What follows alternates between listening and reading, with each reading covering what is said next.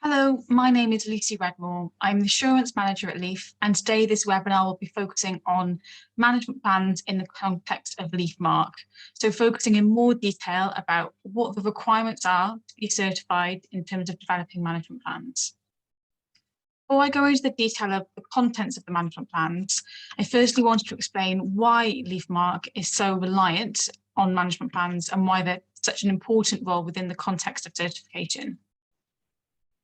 The reason that management plans are important is because of the principles in which the Leaf Marque standard is based. The Leaf Marque is based on principles of integrated farm management, which is a whole farm approach to farm management that recognises that nothing in farming acts in isolation. If an element of farm management is trying to improve soil quality, then it's essential that there's also consideration of crop health and protection or water management, because there's so many interlinkages between the practices of these aspects that you can't achieve soil management if you don't also consider those other aspects of the farm. So in order to really implement this and benefit from that, it's thinking about integrated farm management as a framework. It's a framework to apply to different contexts and recognise what are the right practices in that specific context. So really, this is more about a mindset approach to farming, thinking about the interaction between each different element of the IFM wheel, which is here on the right-hand side, and using that to inform decisions. This means that there is no one right approach that integrated farm management defines. It is dependent on context. So it's depending on what habitat areas do the farm have, what is the economic resource that means that renewable energy generation can be invested in. It's all going to be dependent on the context and the site and the resources that are available to that farm. And from an integrated farm management perspective, that's absolutely the right thing to do. It's what the framework is about. But from a standard setting perspective, that means that in the standard, we can't list a certain number of practices that a farm must implement, because that would mean that it wasn't context specific and it wasn't relevant to all contexts. So instead, in order to implement integrated farm management, the standard requires that a business has a management plan. The intention of management plans they are the mechanism to enable the farms to adapt the standard to their context. So in order to do that, they are informed by monitoring activities.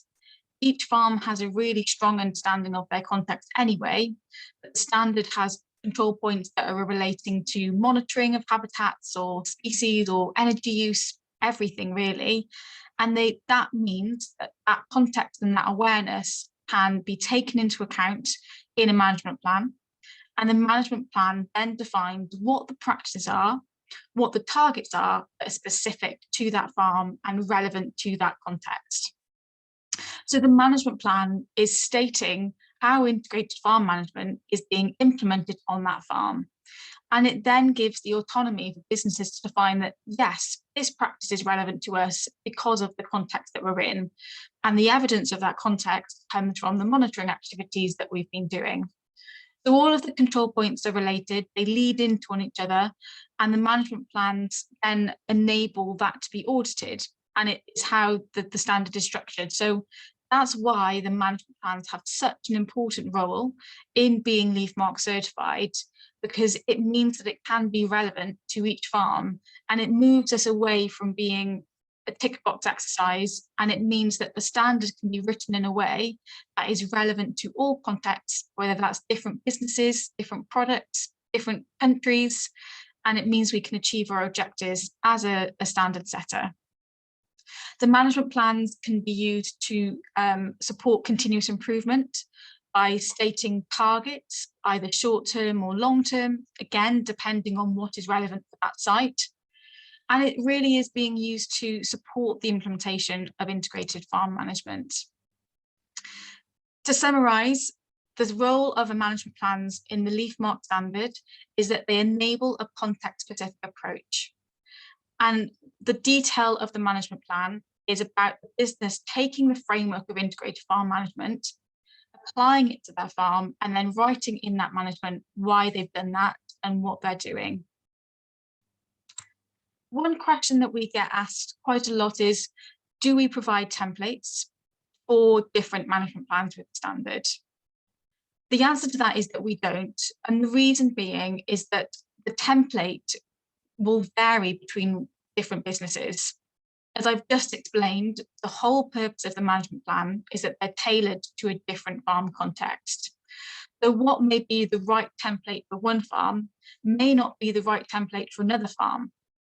To give you an example, within the soil management plan, the bullet points within that management plan within the standard state that there needs to be reference to substrate management, because we have a number of certified businesses that operate in glasshouse contexts and they would use substrate. However, for a lot of farms, particularly arable farms, they won't have substrate, so then it's not relevant. But as Leaf Marque, if we were to write a template, we would need to state substrate because we need to be applicable to all of the farms that are relevant for certification. So we can't write a standardized template that is relevant to all farms. So we don't produce those. But what we have done instead is produce guidance. So for each management plan within the standard, there is a corresponding guidance document.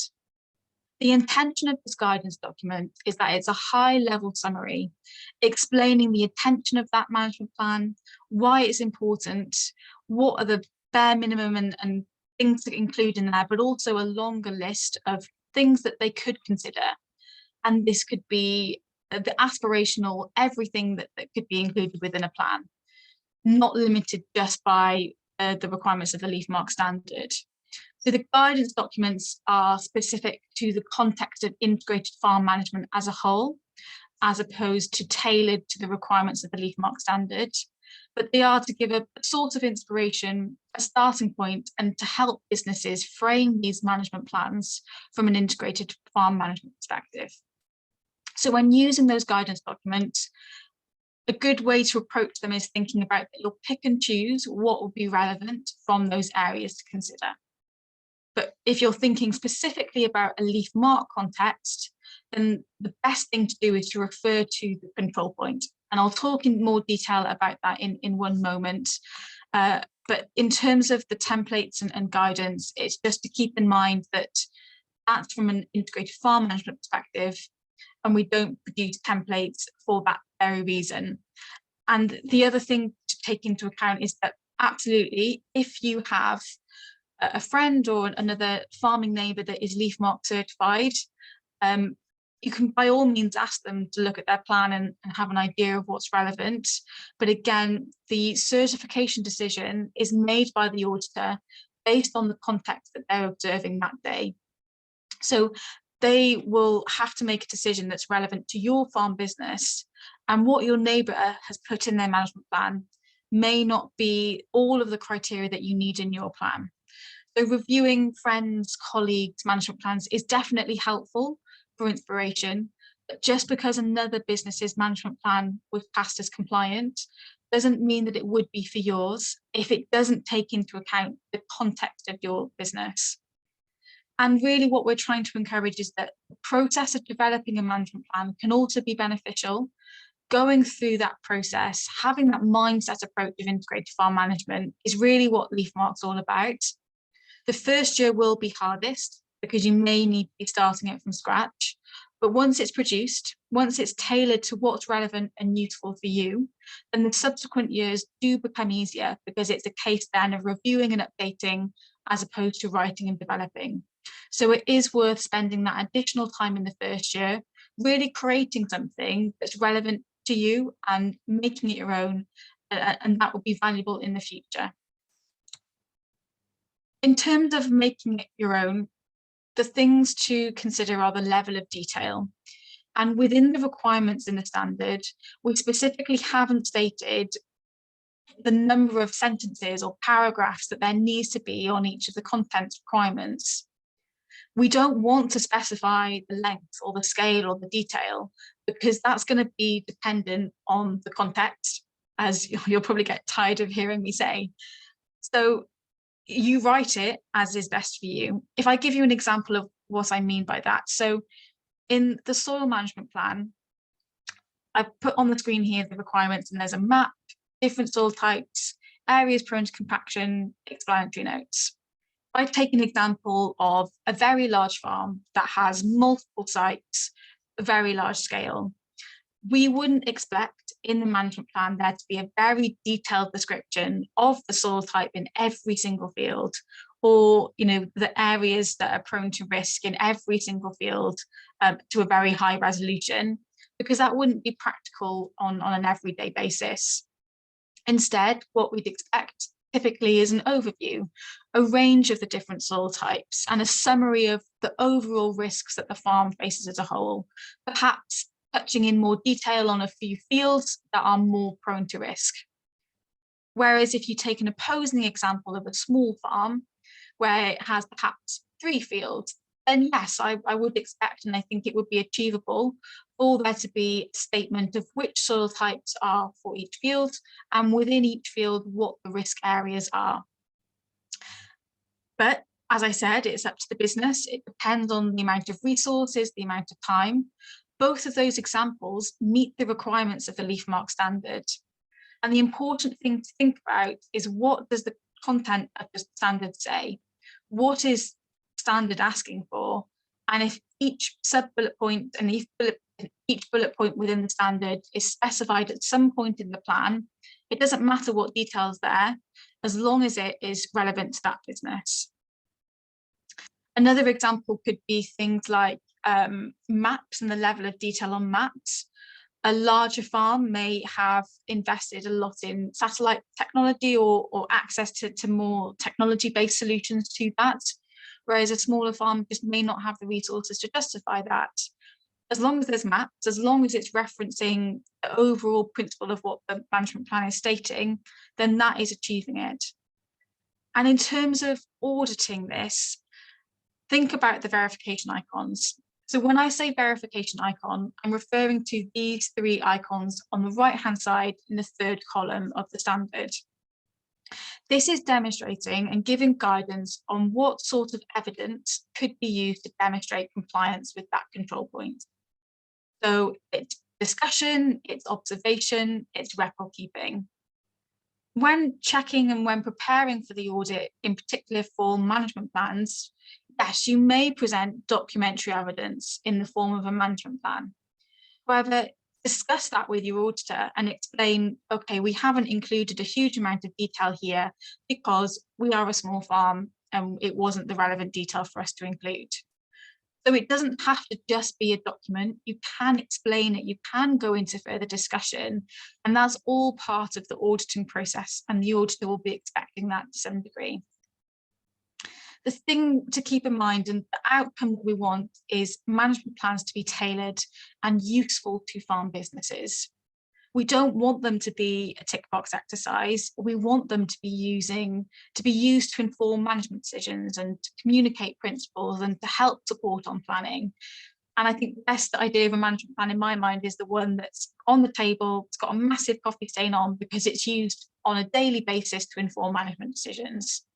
We want it to be useful. So that's why we don't specify what detail, what scale, what formatting to use, because we want businesses to create something and to format it in a way that is useful for them, and to include the amount of detail that is available to them and that is useful to inform management decisions. I'll now move on to the step-by-step process of, if you just want to think about developing a management plan in the context of the LEAF Marque standard requirements, the things to do to go about that. Firstly, it will be to identify the relevant control point for the management plan. When I say control point, what I'm referring to is these requirements. So it's structured in a table format. Each requirement is called a control point. First thing then, identifying the relevant control point. The auditor will be looking for the information that is stated in that control point. And you can almost think about this as the minimum requirements of what to include in that guidance, in the management plan. Management plans can absolutely include more than what's stated in the control point, but the auditor will be looking for that information there. So Identifying that as the first starting point is really important because that will inform what content to include. In the example of a water management plan, you can see in these sub-bullet points here, it's stating what that management plan must include. So it's important to identify that first when writing it. The second thing to think of before you go about writing anything is, are there any pre-existing documents that could be used to submit as evidence? If there's anything that already exists, we would really encourage you to adapt that or to amend it, because we don't want to duplicate things that have already done.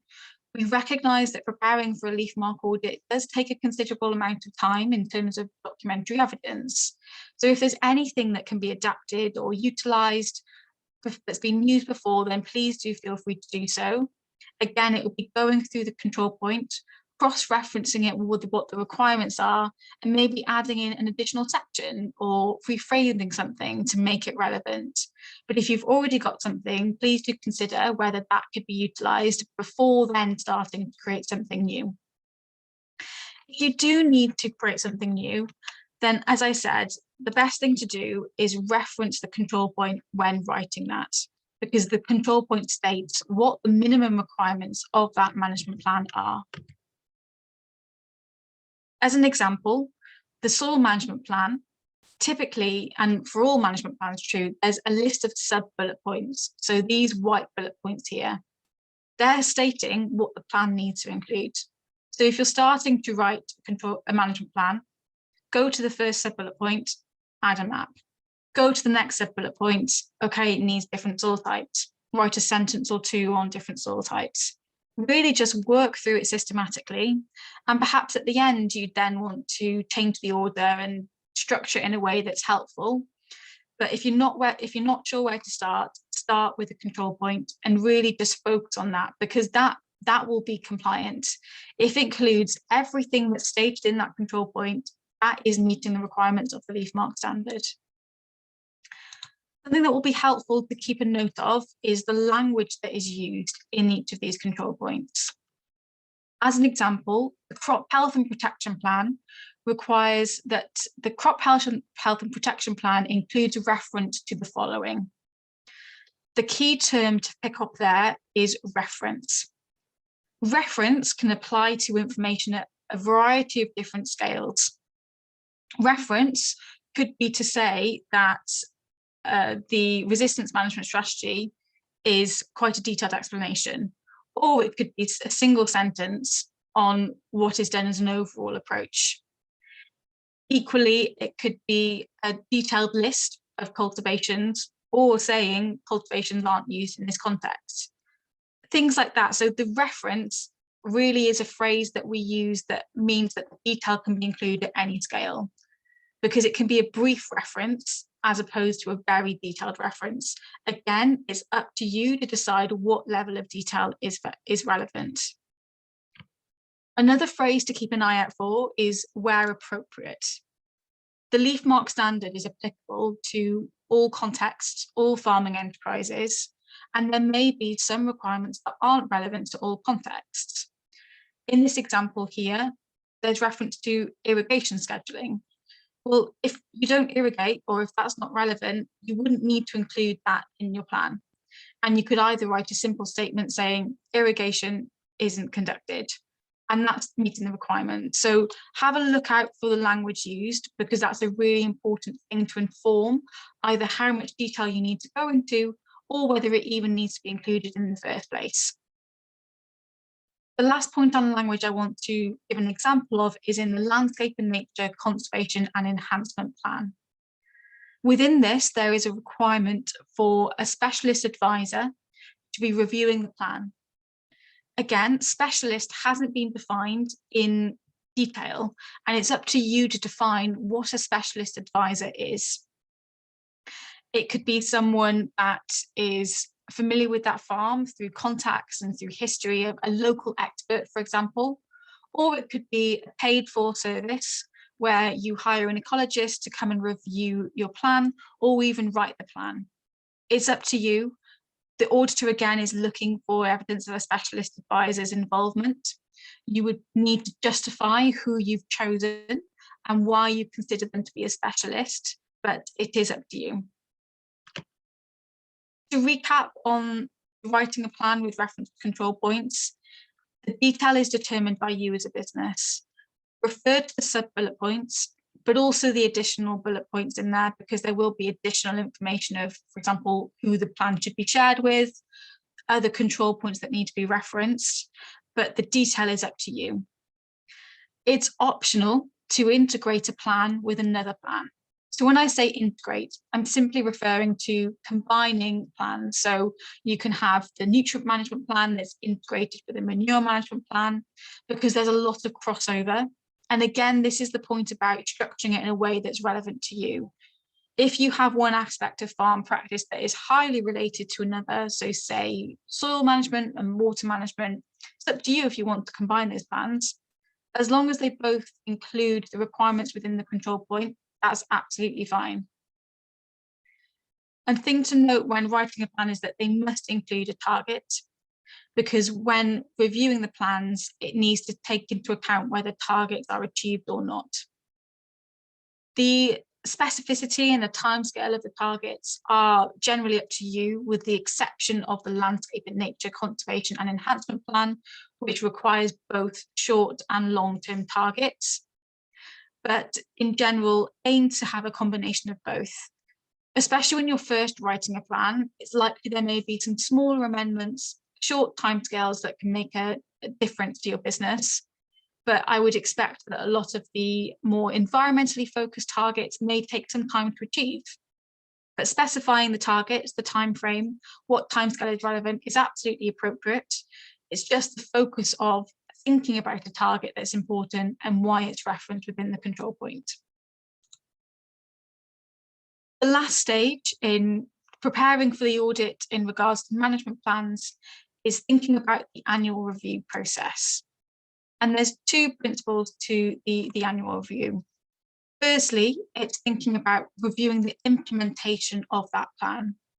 And by that, I mean, are the practices that are stated in the plan actually delivered? And then secondly, are the targets that were stated being achieved, and is there progress towards those targets?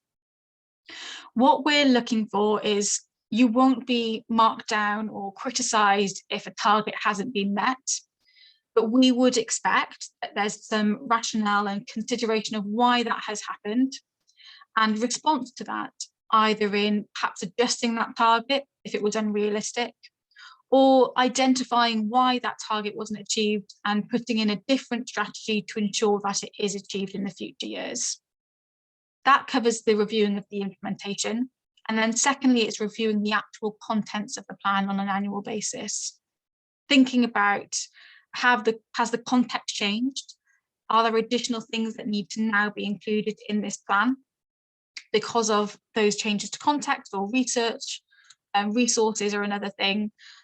And just updating it and considering it. And it should be at least annually. Really, if anything significant happens, that should be recorded. It should be a live document. And again, that can be evidenced within your audit by having a signature of the update, by having a section that says these updates were made on this date. So when preparing those management plans, do think about how you're going to evidence the review, and creating a section for that potentially within the plan. Finally, I just want to explain the difference between an action plan and a management plan. It's a very minor distinction of terminology, and the principle is exactly the same. But the plans we've been talking about so far have been specifically management plans. There is a different type of plan within the standard, and that's called an action plan. The only difference being is that an action plan is informed by an audit. And so this is an audit that's conducted by the business themselves. The best way really to describe it is to give you an example. And on this example, it's control point 5.2 and 5.13. 5.12 is an animal feed audit. And 5.13 is there is an action plan based on that audit. What we're referring to is with action plans, they need to be directly corresponding to information that was gathered in the audit. But that really is the only distinction. It's the same emphasis, the same approach, but if you were wondering what the difference was, it's because there is a corresponding audit that we want there to be action on. That finishes the webinar for today. To recap on the key messages, it's really important to refer to the control point when writing your management plans. The control point really does have all the information you need in order to understand what you need to do to be compliant and be LEAF Marque certified. Take it as a positive that you can define the structure and the formatting of these management plans. You can define what level of detail is relevant to you and what to include and how to format it. And keep in mind that the reason these management plans exist is because they are helping to support the principles of integrated farm management. That mindset approach, where it's identifying what is relevant to each context and stating the practices and targets that are relevant to that. Thank you very much for your attention, and I do hope this was a helpful session for you.